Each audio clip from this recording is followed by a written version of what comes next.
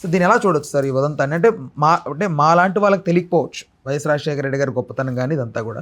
But most of the ఇప్పుడు ఎవరైతే ఉన్నారో ఈ పార్టీలో వీళ్ళందరూ తెలుసు కదా ఇది ఎంత సీరియస్ ఇష్యూ అవుతుంది, ఇది పొలిటికల్ టర్న్ ఎలా తీసుకుంటుంది, ఇది తెలిసినా కూడా ఎందుకంత అంటే అది దుస్సాహసం అనొచ్చా, లేకపోతే ఏముందిలే అని లైట్ తీసుకోవడం ఏంటిది?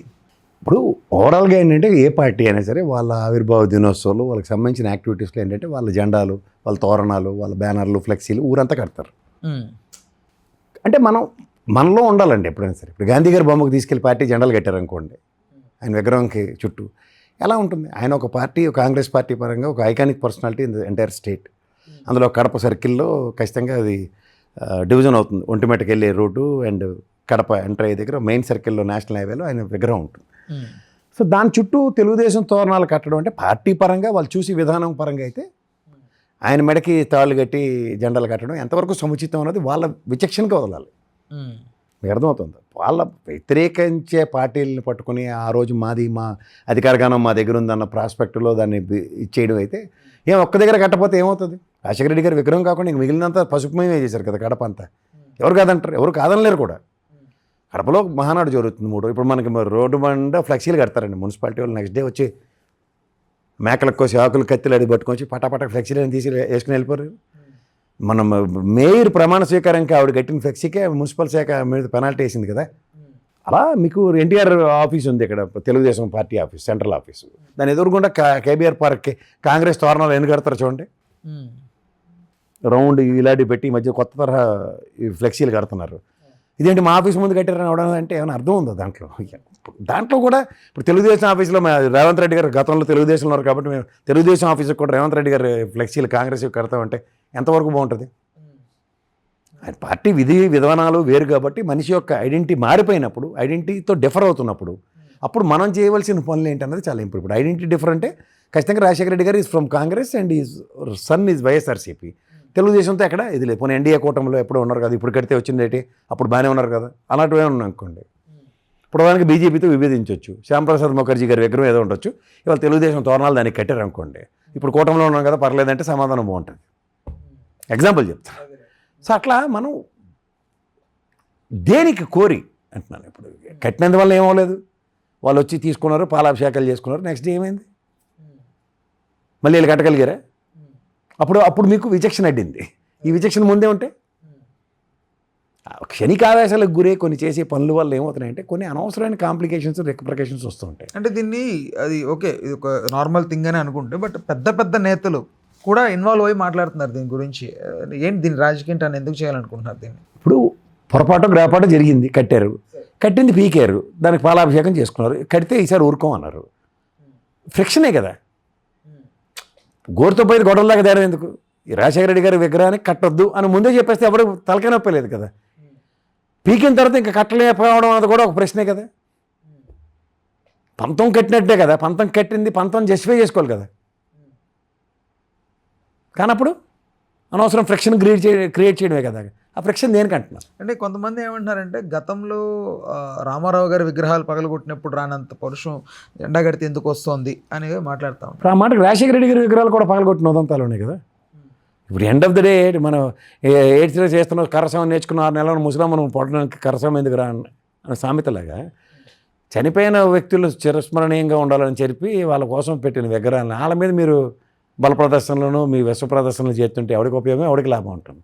రైట్. అంటే అక్కడ కట్టమని చెప్పేది ఒక అట్లీస్ట్ అక్కడ ఉన్నటువంటి రూరల్ లీడర్స్ అయి ఉంటారు ఎవరైనానండి. ఇప్పుడు మన ఇల్లు కాని దగ్గరికి వెళ్ళి ఆ ఇంటి ముందు నేను బాజాలు కొడతానంటే అని అర్థం ఉందా? పెళ్ళి మీ ఇంట్లో పెట్టుకుని ఇక్కడ కొట్టుకోండి బాజాలు కంటే, లేదు వాళ్ళు ఎదురుగుంటాడు నాకు నచ్చట్లేదు ఆడి ఇంటి దగ్గరికి వెళ్ళి నేను బాజాలు కొడతాను, నా పెళ్ళికి నువ్వు ఆర్డర్ అడ్డానికి అంటే ఏమైనా అర్థం ఉందా దాంట్లో? నీ ఇంటి దగ్గర నువ్వు బాజాలు కొట్టుకుంటున్నావు, ఆడే ఏమైనా కంప్లైంట్ ఇచ్చాడే? ఇవ్వలే కదా. అరే పెళ్ళిలో బాజాలు కొట్టుకుంటాడు కానీ అని కాకుండా ఆడి ఇంటి ముందు కొట్టి ఆయన ఉచకాయించి ఆయన రెచ్చగొడితే ఏట్లాము? దేనికంటాను? అదైతే అనవసరమైన విషయమే కదా. మీరు కడపలో ఎక్కడైనా కట్టుకోండి, ఎవడైనా కాదన్నాడా? రాజశేఖర రెడ్డి గారి విగ్రహాన్ని ఎక్స్క్యూజ్ చేయండి అన్నారు అని చెప్పడం అక్కర్లేదు, మన విజ్ఞత అంటే ఎలాగో ఇప్పేస్తాం కదా. అంటే ఎందుకు ఈలోపు ఎంత రచ్చ అనేది కూడా అంటే ఇప్పేస్తారని చెప్పి ముందు పనికి మళ్ళీ పని చేస్తే అది ఎంతవరకు న్యాయం, సముచితం? అవినాష్ రెడ్డి లాంటి వాళ్ళు, at the same time BTech Ravi గారు లాంటి వాళ్ళు, వీళ్ళు కూడా ఇన్వాల్వ్ అయ్యి దీన్ని ఇంత రసాబిస్స చేసి రాజకీయ టర్న్ చేసి అది ఖచ్చితంగానండి. ఇప్పుడు మీ ఇంట్లో నేను వచ్చి నా ఆధిపత్యాన్ని ప్రదర్శించినప్పుడు ఏమవుతుంది? నీకు ఆతిథ్యం ఇచ్చినప్పుడు ఆధిపత్యం ప్రదర్శిస్తే ఎంతవరకు రైట్ అనేది చాలా ఇంపార్టెంట్. కడప నిజమే 7 గెలిచారు మీరు, కాదనలే. మీరు ఆ ఇలాకాలో పెట్టుకున్నారు, వెరీ గుడ్. కడప ఎమ్మెల్యే గారు మీ వాళ్ళే. కానీ ఎంపీ అవినాష్ రెడ్డి కదా, ఆయన బాబాయ్ గారు కదా, ఆయన రాజశేఖర రెడ్డి గారు. ఆయనకి మీ జెండాలు కడతానంటే ఇప్పుడు ఎంపీ కూడా తెలుగుదేశం గెలిచి ఏం చేయలేరా మీరు అని తొడగొట్టారు అనుకోండి, ఎగ్జాంపుల్ చెప్తున్నాను. అప్పుడు ఏదో లోకల్ లీడర్లుగా కాదు, ఆయన స్థాయి ఎంపీ స్థాయి, ఎమ్మెల్యే వెసెస్ ఎంపీ ఫ్రిక్షనే కదా. ఎంపీ ఆధిపత్య పౌరుని, ఎమ్మెల్యే ఆధిపత్య పౌరుని చూపించినప్పుడు ఎంపీ కూడా ఆధిపత్య పౌరు చూపిస్తారు కదా. చూపించకుండా ఎవరు ఉంటారు? బట్ ఇలా చూపించుకుంటూ పోవడం వల్ల లోకల్గా చిన్న పార్టీ కార్యకర్తలు వీళ్ళందరి మధ్యన కూడా మీరు అన్నట్టుగా ఫ్రిక్షన్ ఏర్పడుతుంది కదా సార్. ఏమైంది? ఏం అవలే కదా. ఒకవేళ ఒక్క అనిశ్చితి ఘటన కూడా జరగలేదు. జెండాలు కట్టారు, తీసేశారు, వాళ్ళ పాలాభిషేకం చేసుకున్నారు, దట్స్ ఇట్, అయిపోయింది. ఒక సీనియర్ లీడర్గా ఎంపీ అవినాష్ రెడ్డిగా మాట్లాడాడు, వీళ్ళు 2-3 బీటెక్ రవి అలాంటి వాళ్ళు ఏదో 2-3 మాటలు మాట్లాడారు, అయిపోయింది. There ends the matter. కానీ అది అలజడికి అక్కడి నుంచి ఇంకెక్కడికో లీడ్ అవ్వలే కదా. అయ్యే అవకాశాలు ఉన్నాయి కదా సార్. ఫర్దర్ లేదు, ప్రజెంట్ అయితే లేదు, అంత ఈజీ కాదు. రైట్. ఇది ఓవరాల్గా ఈ చర్యను అయితే మీరు సీరియస్గా అయితే అంటే అనవసరమైన చర్య అంటాను. ఇప్పుడు ఈ చర్య ప్రతి చర్యను ఉసుగొలిపేలా ఉన్నప్పుడు ఎప్పుడైనా సరే చర్య చేయడం తప్పు అంటాను. చర్యకి ప్రతి చర్య లేదు, చర్య చేయండి, ఎవడైనా హర్షిస్తారు. చర్యకి ప్రతి చర్య ఉండేది, చర్యని ప్రేరేపించడం ఎందుకంటారు? అంటే ఒక సుహృద్భావ వాతావరణంలో మహానుభావుడు రామారావు గారిని స్మరించుకుంటూ మీరు పెట్టుకున్న మహానాడు కడప వేదిక అయింది. గెలిచిన దర్పంతో మీరు పెట్టిన కడప కూడా మిమ్మల్ని హక్కుని చేర్చుకుంది. ఎందుకంటే దేవుని గడప, కడప అంటే దేవుని గడప. ఆ దేవుని గడపలో అహోబిలం దాటి మీరు వెళ్ళిన గడప, దేవుని గడపకి ఒంటిమెట్టకి కోతవేట దూరంలో దేవుని గడప సమక్షంలో అండ్ మా దేవదేవుడి యొక్క దగ్గర పైనుంచి కటాక్షంతో మీరు చేసుకున్నది సఫలీకృతమైంది. కానీ దాన్ని అనవసరంగా చిలికి గాలివాన్ చేసే పరిస్థితుల్ని అట్రిబ్యూట్ చేస్తూ చేసే కొన్ని చిలిపి చర్యల్ని, అంటే అది చిన్న చితక విషయం కాదు. ఓ పార్టీ 43 సంవత్సరాల లెగసీ ఉన్న పార్టీ 43 సంవత్సరాల వసంతాలు కంప్లీట్ చేసుకున్న తరుణంలో చేస్తున్న ఒక బృహత్తర కార్యక్రమానికి చిన్న అవరోధాలు క్రియేట్ చేయడం ఎంతవరకు సముచితం అన్నది ఎవరైతే ఆ పని చేశారో వాళ్ళని ఒక హెచ్చరికతో అక్కడితో నియంత్రిస్తే పునరావృతం కాకుండా ఉంటాయి. అంటే వాళ్ళెంత ధైర్యంగా ముందుకు వెళ్ళనున్నారో చెప్పే ప్రయత్నమా అలా కట్టడం? సార్ జెండా కడితే ధైర్యం ఏంటి సార్, నాకు అర్థం కాదు. ఒక చిన్న పిల్లడిది మీరు యూట్యూబ్లో చూడండి, తెలుగుదేశం ర్యాలీ వెళ్తుంటే వాడు జగన్మోహన్ రెడ్డి జెండా పట్టుకొని తిప్పుతూ ఉంటాడు. అందులో ఏముంది సార్? ఆ చిన్న పిల్లని ఏం చేస్తారు? అరే వెరీ గుడ్ రా, వీడికి చిన్నప్పటి నుంచి ఎంత కమిట్మెంట్ ఉందో అని ఆ పార్టీ నాయకులు, ఆ పార్టీ కార్యకర్తలు కూడా మెచ్చుకుంటారు. ఎందుకంటే కమిట్మెంట్ అండి. కార్యకర్త జెండా పట్టాడు అంటే వాడు ఈ shows is commitment towards the respective party. అది నేను ఆ చిన్నతనంలోనే నేను పట్టుకోలేదని వీడికి ఒక హెచ్చరిక, అలా తీసుకోవాలి. అది స్పోర్టివ్నెస్ అంటారు.